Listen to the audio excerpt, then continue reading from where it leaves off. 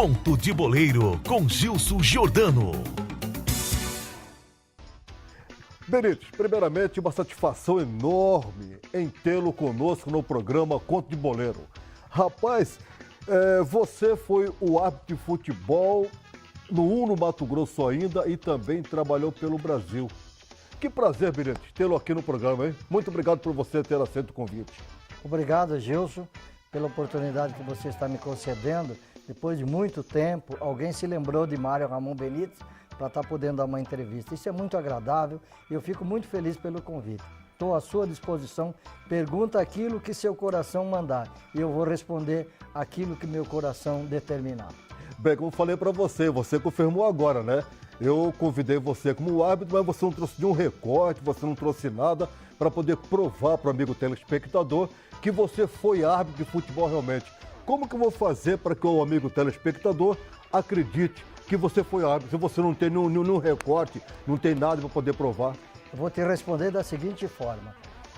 A pessoa que assistir esse programa e não conhecer Mário Ramon Benítez no futebol de Mato Grosso do Sul do Brasil, ele tem que cavar um buraco e se enterrar, porque não sabe nada. Mário, na época, você foi o árbitro mais técnico ou mais polêmico? Não, eu fui o mais disciplinador e o mais polêmico. Por que polêmico? Porque quando os meus colegas aceitavam tudo que determinava, eu batia de frente. Eu ia sempre na contramão. E isso aí criou um ambiente assim, todo mundo falava, pô, mas esse cara é um problema. Só que o cara problema é que resolvia os jogos, como nós chamávamos na época, carne de pescoço. Os bonzinhos, quando tinha jogo de carne de pescoço, ele não ia, pipocava, amarelava. Mas quem resolvia a situação era Mário Ramon Benítez. Mário, onde que era mais difícil trabalhar? Aqui em Campo, porque naquela época era no Mato Grosso ainda. Mais difícil para trabalhar era aqui em Campo Grande ou em Cuiabá ou em uma outra cidade lá do norte do estado, no antigo estado? Futebol, ele é igual em todos os estados. Mato Grosso, hoje Mato Grosso, lá tinha boas equipes, que eram Dom Bosco, Misto, Operário de Várzea Grande e o União de Rondonópolis, que participavam pelo campeonato lá. Lá não era mole, porque o Mato Grossense, o cuiabano, para falar melhor, ele era muito bairrista. Então, quando chegava um sul-mato grossense, principalmente Campo Grande, para apitar um jogo lá, a imprensa já caía de pau. Eu lá tive uma experiência muito fantástica. Tinha lá um rapaz muito bom jogador, um craque de bola chamado Ruiter. O Ruiter, se o árbitro deixasse, ele apitava o jogo. Ele jogava e apitava o jogo. E eu fui escalado para apitar um jogo, a primeira vez que eu me deparei com o Ruiter. Eu conhecia ele já jogando, mas nunca tinha oportunidade de apitar. Fui apitar Dom Bosco, no time que ele jogava, e União de Rondonópolis. A primeira falta que eu apitei, ele correu, veio na minha direção, e ele fazia isso. Partiu na minha direção, eu parei, ele parou na minha frente e colocou as mãozinhas para trás. Isso era um gesto característico dele. Colocou a mãozinha para trás, baixou a cabeça e começou a falar para mim assim. Já veio encomendado, né, seu filho do Mapê? Você vai apanhar, aqui a coisa é diferente. E eu, com aquele gênio terrível meu, contei até 1000. Se dava o vermelho para ele, não. Eu pensei, falei, pô, lá em cima a imprensa tá vendo, o cara tá com a mão para trás, cabisbaixo, humilhado na minha frente, e eu vou dar o cartão amarelo para ele, o vermelho, eu vou esperar a oportunidade. Passou uns 10, 15 minutos, ele bem em frente da mesa do representante, ele deu um carrinho. Naquela época era permitido dar carrinho, por trás, por frente, por tudo que era lado. E ele deu um carrinho. Quando ele virou olhar, eu bato o vermelho na cara dele. Professor, é a primeira. Falei, não, a primeira foi aquela lá atrás, essa aqui. Que você me xingou. Se xingou, agora chegou a tua vez, vai. Rapaz, a partir dessa data, quando o Ruiter me via em campo, ele fala, deixa o professor apitar que ele sabe de tudo. Então você tem que ser mais malandro do que o jogador, porque ali são 22 jogadores contra você. Realmente. Entendeu? Então você tem que ter sabedoria nesse momento para poder decidir as coisas. Se eu hoje fosse árbitro, e a postura que eu tinha na época que eu apitava, hoje eu não apitaria futebol.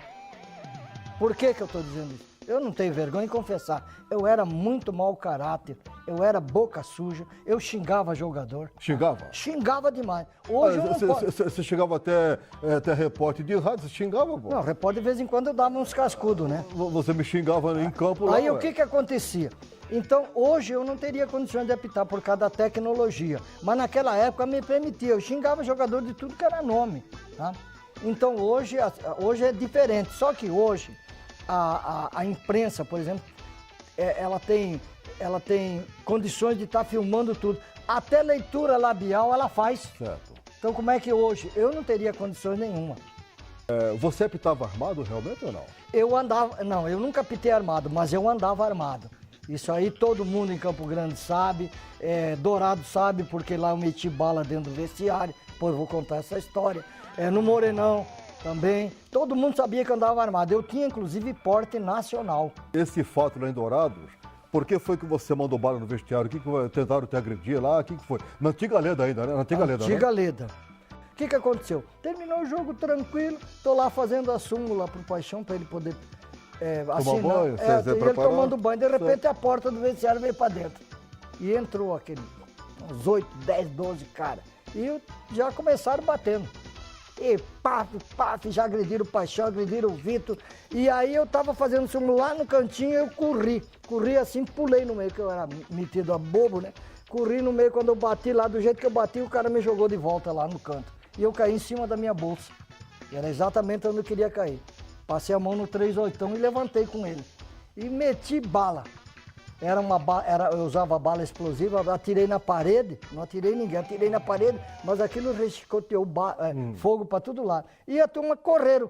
Só que 2 não conseguiram sair. Esses 2 apanharam pelos outros. Porque aí os tapas que o Paixão, o Vitor, levou, eles descontaram nesse cara. Aí a polícia já estava lá fora, não tinha dispensado, escutou o tiro e veio de lá. E o Alfredo também escutou. É lá no vestiário dos Alhos. E eles correram, o Alfredo vinha correndo, vinha com o revólver na mão. Fato engraçado. Ele com o revólver na mão, a polícia vinha chegando nessa hora. Achou que era ele. Prendeu ele com o revólver e tudo. Comercial e Operário. De um lado, pelo Comercial, o jogador Bugre. Pelo Operário, Paulo Marcos. E você apitou vários combinaram com esses 2 em campo. E, invariavelmente, tinha briga entre os 2. Qual dos 2 era mais problemático durante o jogo? Eu tive 2 oportunidades, porque eu até hoje parei de apitar. Nenhum árbitro, depois que eu parei de apitar, bateu o meu recorde de comerário. Porque comerário tinha, no mínimo, 3 comerários no ano. Realmente. No mínimo, eu apitava 2. No mínimo, eu apitava 2. E eu tive 2 passagens de comerário polêmicas. Paulo Marcos era um cara... Só que o Paulo Marcos era um jogador inteligente. Ele sabia a hora que ele ia bater e sabia em quem ia bater e como ia bater. O Bugre não. O Bugre era atirado, ele não tinha medo, era um Zé Carlos da véia. Enquanto o zagueiro fazia careta para ele, aí que ele ia em cima do cara. 90 minutos de jogo. Terminou o jogo 0-0. Quando eu apitei, que eu peguei a bola, que terminei o jogo, o Paulo Marcos deu uma porrada no Bugre. E ali virou uma guerra campal. Todo mundo participou da briga. Só teve um jogador que não brigou. Ele ficou lá dentro do gol parado olhando. Chamava-se Rui Câmara. Foi aquela briga, terminou, tá? Peguei e fui fazer meu relatório. Citei todo pessoal que estava relacionado no banco, reserva, só não citei o nome do Rui. Citei porque ele não tinha participado da minha. Conclusão, foi para o tribunal. Aí entrou Jonathan, doutor Jonathan, hoje presidente da Crisul, ele era o presidente do Operário nessa época.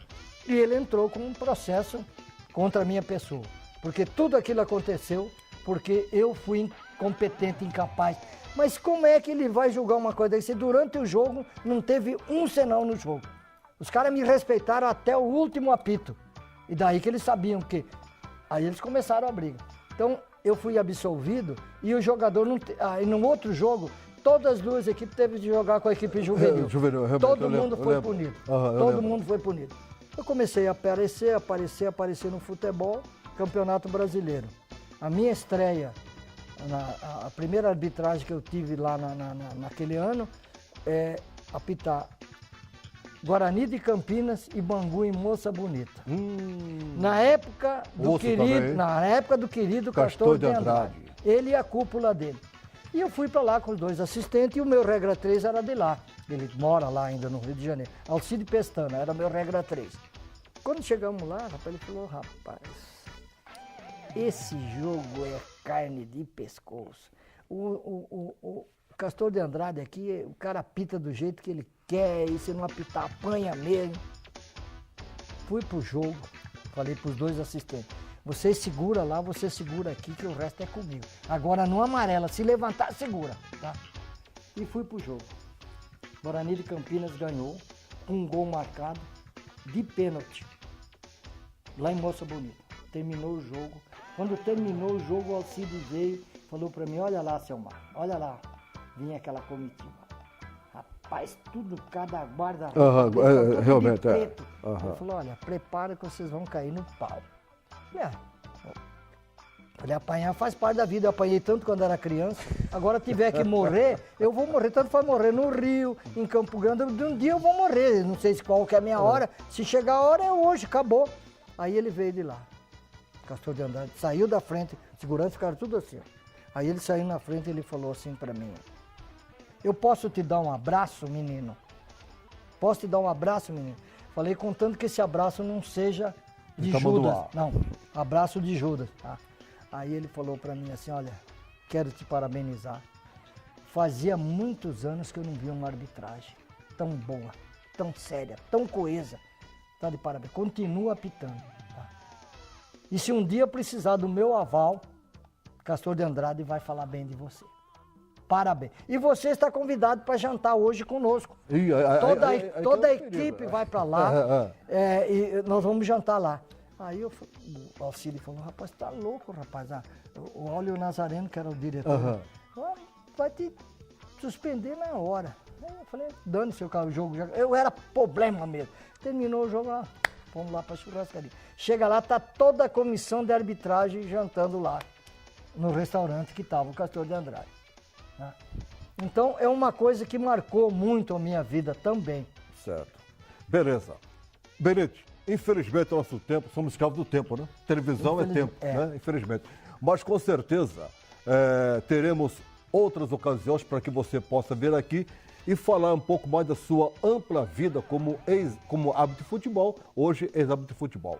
Mesmo assim, muitíssimo obrigado por você ter aceito o convite e ter também enriquecido o nosso programa Conto de Boleiro. Muito obrigado. Eu quero agradecer também pela oportunidade e me colocar à disposição de vocês, porque afinal eu estive do lado de lá e vocês estavam do lado de cá. Hoje nós estamos do mesmo lado, porque hoje eu sou cronista esportivo, sou comentarista na TV Pantanal, então eu hoje faço parte dessa família. Então eu me coloco à disposição, sempre que precisar, pode contar com a minha presença. Tá legal, muito obrigado. Obrigado a você.